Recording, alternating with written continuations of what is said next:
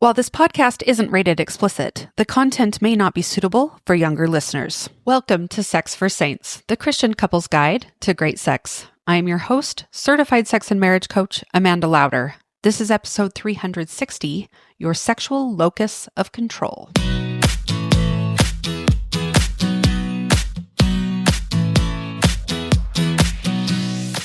Welcome to Sex for Saints, a podcast for Christian couples. My goal with this podcast is to help enlighten, educate, and inspire you to understand yourself, your spouse, and your sexuality better. I talk about sex in a way you probably haven't heard before. I'm bold, I'm direct, but I keep everything in line with my strong Christian values. Are you ready? Let's go. Hello, everyone. Welcome back to the podcast.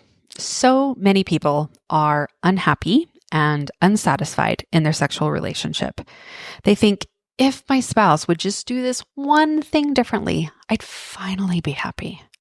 If they would initiate more, if they would stop pressuring me, if they would try new things, if they would be more affectionate, if they would just change, then I could finally be sexually satisfied. And because we believe this, we start working on them. We send them books. We send them podcast episodes. We send them courses and classes. We try to subtly or not so subtly convince them that they should be different. Maybe we pressure, maybe we withdraw, maybe we get angry, maybe we get passive aggressive. But no matter what strategy we use, what usually happens? They resist. They dig in their heels. They double down on staying exactly the way they are. Because here's the truth. No one likes being controlled. And that brings us to today's topic, your sexual locus of control, where real change actually happens. So what is locus of control? Well, this is a psychological concept that describes where we believe the control over our lives comes from. There are two main types. External locus of control. This is when we believe that outside forces determine our experiences. We think our happiness, our satisfaction, our success depends on what other people do or don't do. And then we have our internal locus of control. This is when we recognize that we are the ones in charge of our experiences. Our thoughts, our beliefs, our emotions, our choices determine how we feel, not someone else's actions.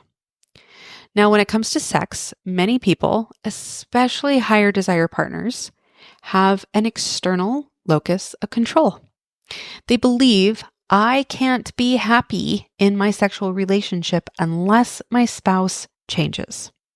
They often feel frustrated, stuck, and powerless. But lower desire partners actually experience this too. They may feel like I'll never feel good about sex because my spouse pressures me so much. Or I can't relax because I know they always want sex more than I do. Or no matter how much I do, they will always want more. Both partners can feel trapped in an external locus of control, where their experience is dictated by what the other person does or doesn't do.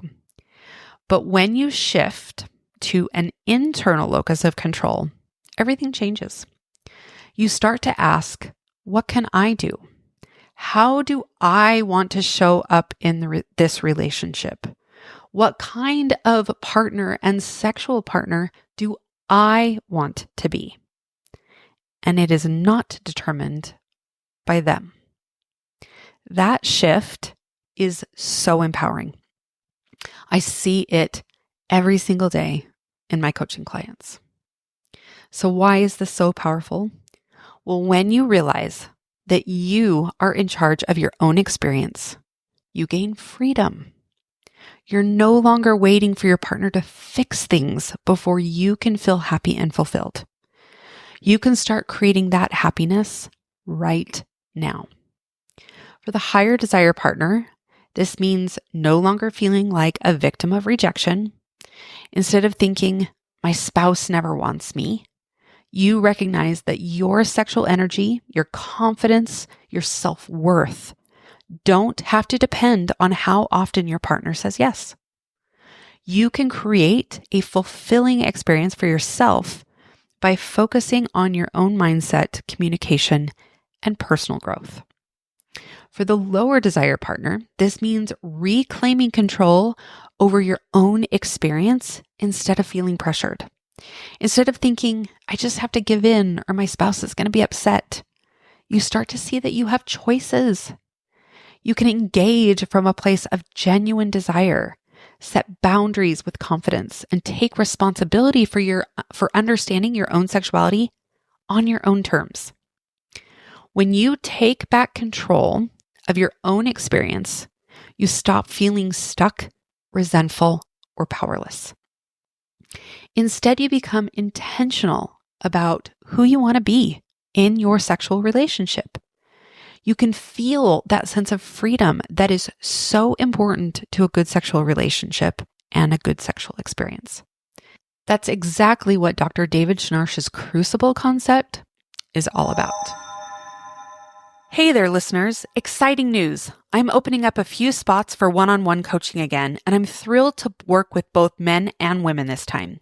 If you're looking to transform your intimacy and relationships, this is your chance. Our coaching journey will span 12 weeks, giving us the time and space to make real, impactful changes. Interested? Head over to my website for more information and to secure your spot. Don't wait too long. These spots will fill up fast. Let's work together to create the relationship you've always dreamed of. So, Dr. David Schnarch is a renowned psychologist and sex therapist, and he talks about the crucible of marriage.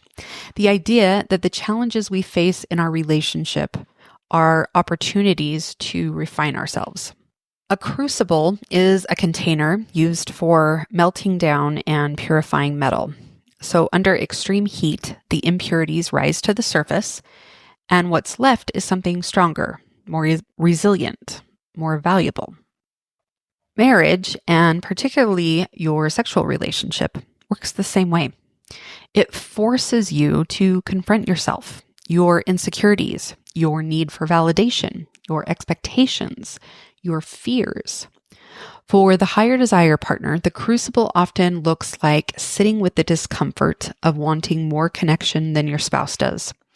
It's learning how to manage that longing in a way that is respectful and confident rather than needy or demanding. It's learning that your spouse's desire level doesn't determine your worth. For the lower desire partner, the crucible often looks like facing the fear of being consumed by your spouse's needs. It's about learning to engage in sex from a place of empowerment rather than obligation. It's about understanding your own desires instead of just reacting to your spouse's. Schnarch teaches that true power in relationships comes from self-confrontation, not control over someone else. It's through growing yourself up emotionally, mentally, sexually, that you become stronger and more capable of navigating challenges. When you stop trying to change your spouse and start focusing on your own growth, a few things happen. First, you become more solid in who you are.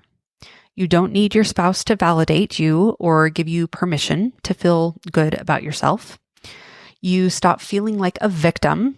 You realize you have options and you can create a meaningful, fulfilling sexual relationship regardless of your partner's choices. And third, your partner actually has room to change. So when you stop pushing, they stop resisting. They might just start evolving on their own because the pressure is gone. The irony is the very thing we try to force through control, change in our spouse, often happens naturally when we let go and work on ourselves instead. So, how do you shift your sexual locus of control? The first thing is you identify where you have an external locus of control. So ask yourself, what do I believe needs to change in my spouse for me to be happy? Be honest about that. Write it down. Number 2, ask yourself what you can control instead. How do you want to show up? What can you do to create a more fulfilling sexual relationship? Number 3 is to stop trying to control or pressure your spouse. Drop the books, drop the courses, drop the frustrated sighs and the rolling of your eyes. Focus on yourself. Number 4, lean into discomfort. So if your spouse's choices make you feel insecure, rejected, or unwanted, sit with those feelings. What do they say about you? What do you need to work through? And number 5, take ownership of your experience. If you're the higher desire partner, find ways to cultivate your own erotic energy and confidence without relying on your spouse to validate it. And if you're the lower desire partner, take responsibility for your own sexual growth, not for your spouse, but for you. Learn what works for your body. Discover what actually brings you pleasure. Because at the end of the day, this is where the real power is. Now, if this sounds interesting to you, whether you're the higher desire partner or the lower desire partner, and you're like, yeah, I just don't even know how to do that. That's what coaching is for. That's what I help guide you to do. So right now I have so many couples, or actually like quite a ways booked out on couples. So if you want couples coaching, you need to get signed up now, because I am not even able to start new couples for probably 3 to 4 months at this point. If you want individual coaching, I've got quite a bit of room in my schedule for more individuals, just not more couples at the time. So, but that will quickly fill up as well.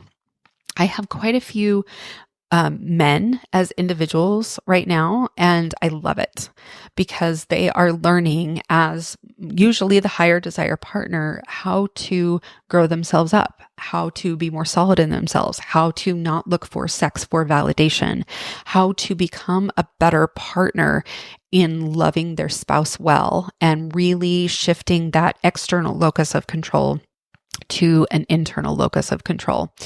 And I have some women as well, as individuals, and of course in my membership. So, which the membership, while it does work for higher desire partners, higher desire women, it's definitely geared more towards lower desire women. But I'm able to help you shift this, and it makes a huge, huge difference.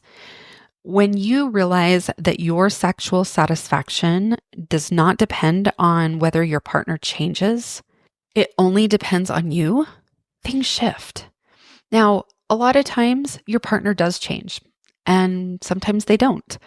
But even if they don't, you are more solid in yourself, and you're more able to make decisions from a place of integrity and a place where you actually are respecting how you are showing up in the relationship. And that makes a big difference. So stop trying to control your spouse. Start focusing on your own growth. Everything will shift. You gain power, you gain freedom, you gain confidence. And as you change, your relationship naturally changes too, because your sexual locus of control is within you. And that's exactly where it's meant to be. All right, my friends, that's all I have for you today. Remember, love is a journey, not a destination. Stay committed, stay passionate, and stay connected. We'll see you next time. Bye-bye.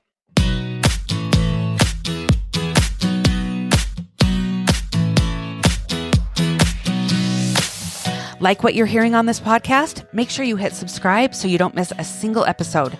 Don't forget to leave me a review and share it with your friends.